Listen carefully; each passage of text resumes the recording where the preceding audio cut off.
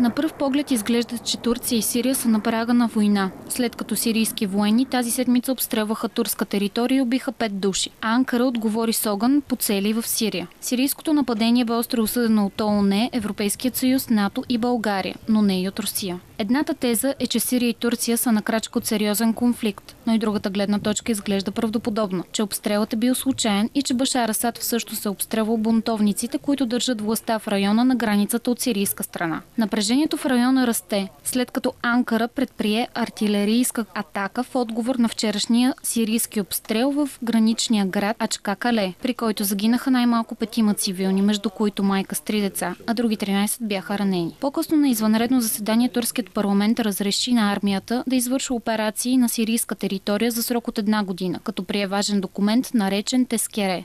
С този документ турският парламент даде едногодишен мандат на турската армия да нанася удари отвъд границата.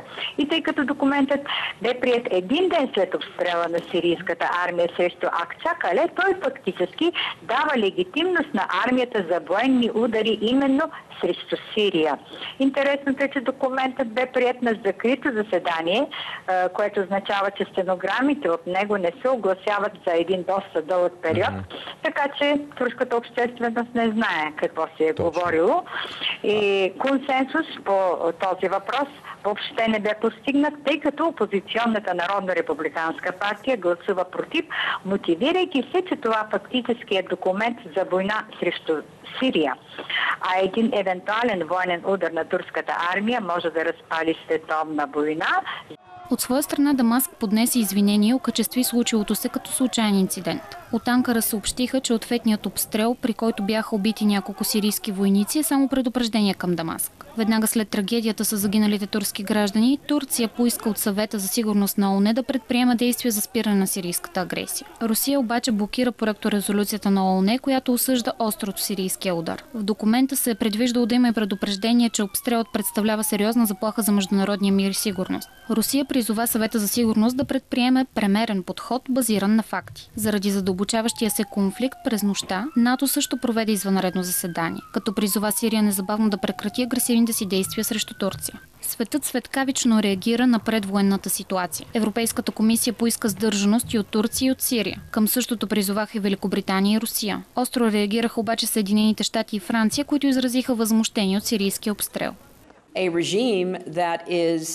Те зависят от свалянето на режим, който причинява неописуеми страдания на своя народ, воден единствено от желанието си да остане на власт, подпомаган и подстрекаван от нации като Иран, които стоят твърдо до Башар Асад, независимо от щетите, загубата на живот, насилието, което се случва и в Сирия, и сега отвъд нейните граници. Това е много опасна ситуация и всички отговорни нации трябва съвместно да убедят режима на Асад да прекрати огъня, да престане да напада своя народ и да започне процес на политически преход.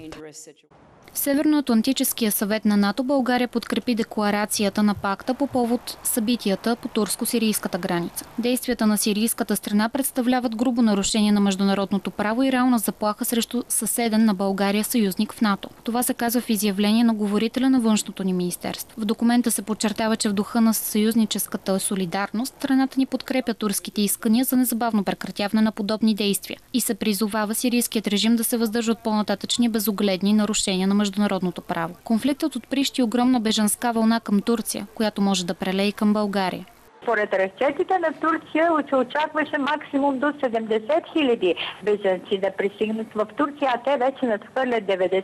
Вчера беше огласена цифрата 93 и продължават да пристигат, така че даже Турция вече малко се оказа в доста затруднено положение, защото не достигат лагерите за тези бежанци.